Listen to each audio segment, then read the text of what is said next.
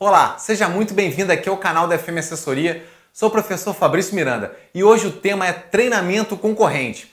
Será que o exercício aeróbio realizado previamente numa mesma sessão de treinamento de força pode atrapalhar os ganhos da hipertrofia muscular? Uma questão bem difícil de ser analisada.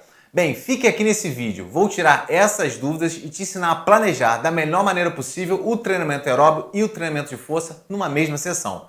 Vamos lá!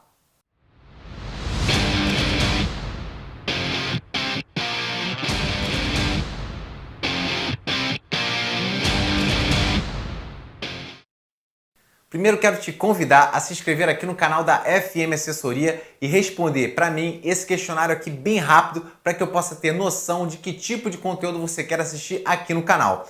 Isso vai me ajudar a produzir um conteúdo de melhor qualidade e bem direcionado para o seu objetivo.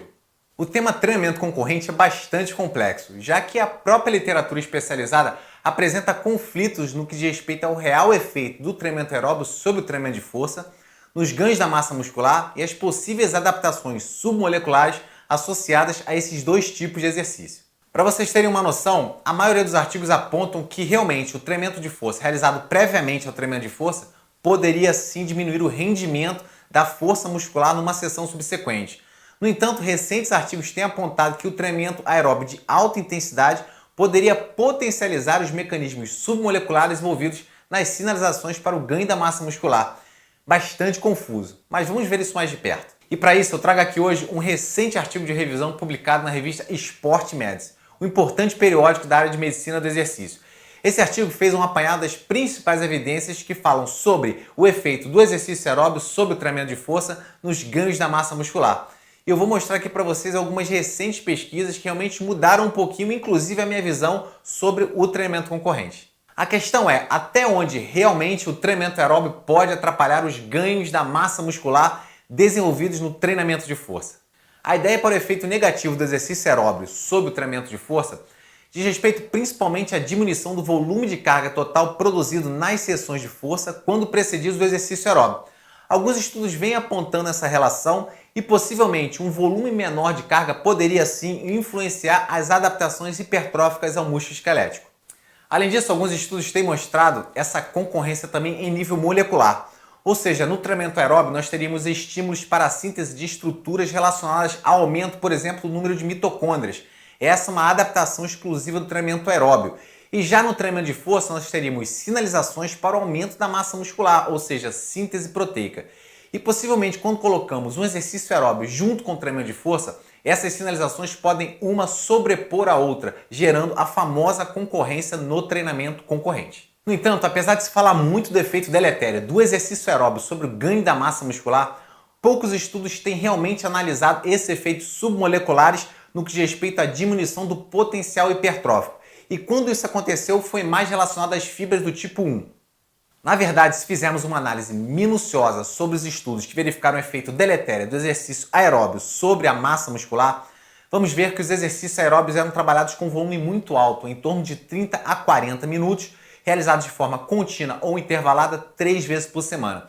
E esse volume alto de exercício aeróbio associado ainda a múltiplas séries e pelo menos aí de 2 a 4 exercícios realizados para membros inferiores no treinamento de força, pode ter causado um volume total de treinamento que deve ter desenvolvido um overtraining.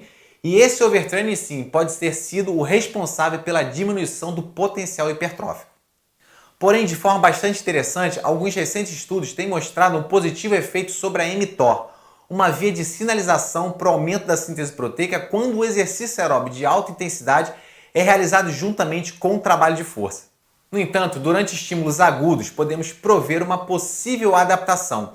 Mas isso não é uma regra, não significa que uma adaptação aguda que está acontecendo durante um exercício concorrente será responsável por uma resposta crônica, porque outros aspectos podem estar relacionados a isso, como por exemplo, nível de treinabilidade do indivíduo, aspectos nutricionais e a própria genética. Então você pode começar a imaginar que sim, existe um limiar entre o volume e a intensidade do exercício aeróbio de força que pode potencializar esse aumento da massa muscular ou quem sabe diminuir esse efeito hipertrófico. Então, o melhor entendimento sobre a manipulação dessas variáveis vai permitir que você manipule de forma ótima esses exercícios dentro de uma mesma sessão de treinamento. Agora vamos para o que interessa, vamos para a nossa prática. Como podemos manipular de forma correta o exercício aeróbio e o treinamento de força numa mesma sessão de forma a potencializar o aumento da massa muscular? A primeira recomendação diz respeito a quanto tempo eu devo dar entre uma sessão de exercício aeróbio e de treinamento de força. Alguns estudos têm mostrado que esse intervalo deve ser de pelo menos 6 horas quando se tem como objetivo manter a produção de força. Entenda, eu estou falando do desempenho da força. Quanto maior esse intervalo, melhor a força produzida. No entanto, quando pensamos em aumento da massa muscular, esses dados ainda são escassos. Em relação à intensidade do exercício, quando o objetivo é potencializar o aumento da massa muscular, de forma bastante interessante, alguns estudos têm mostrado que o exercício aeróbico deve ser feito de forma intensa. É isso mesmo, fazer o exercício com alta intensidade, como por exemplo o treinamento intervalado de alta intensidade, o HIIT e outras formas de exercício. Desta maneira, eles recomendam que a bicicleta ergométrica seja utilizada como um meio para o treinamento de alta intensidade realizado de forma aeróbia. Essa é a recomendação para exercícios realizados junto com o trabalho de força. No que diz respeito à frequência e o volume do treinamento aeróbio, as recomendações para que esse tipo de exercício seja realizado de forma intensa, de 2 a 3 vezes na semana, em conjunto com o treinamento de força também realizado 2 vezes na semana. O que significa na prática? Se você realiza, por exemplo, um treinamento de perna 2 vezes na semana, esse treinamento de força pode ser realizado em conjunto com o treinamento aeróbio de alta intensidade numa mesma sessão, com objetivos ainda de manter o aumento da massa muscular. Existem ainda 2 pontos bastante importantes que devem ser levados em consideração. O primeiro são os aspectos nutricionais. Obviamente, o indivíduo que realiza um trabalho aeróbio junto com um trabalho de força deve receber uma orientação nutricional diferenciada no que diz respeito ao aporte energético total. Ou seja, se o objetivo é manter ou aumentar a massa muscular quando se realiza o treinamento concorrente, obviamente a ingesta calórica deve ser diferenciada, já que o exercício aeróbio gera um gasto calórico maior do que o treinamento aeróbio feito de forma sozinha. Então esses ajustes são necessários para a manutenção da síntese proteica. O outro ponto importante diz respeito à inserção do treinamento de força em sessões de indivíduos altamente treinados no que diz respeito ao condicionamento cardiorrespiratório. Esses indivíduos realizam um volume de treino aeróbio muito grande. Dessa forma, o treinamento de força ele pode até prejudicar, o desempenho desses indivíduos ou então até mesmo não atingir o objetivo da massa muscular, do aumento da massa muscular. Dessa forma, os estudos sugerem que o treinamento de força, quando inserido em sessões onde o volume aeróbio é muito alto, sejam trabalhados com um volume baixo e uma intensidade moderada. Talvez essa manipulação da intensidade do volume do exercício de força possa, sim, potencializar o aumento da massa muscular neste tipo de público. Então, você professor ou praticante de atividade física, como tem planejado o exercício aeróbio com o treinamento de força? Deixe aqui nos comentários a sua dúvida e vamos trocar mais informações sobre o tema.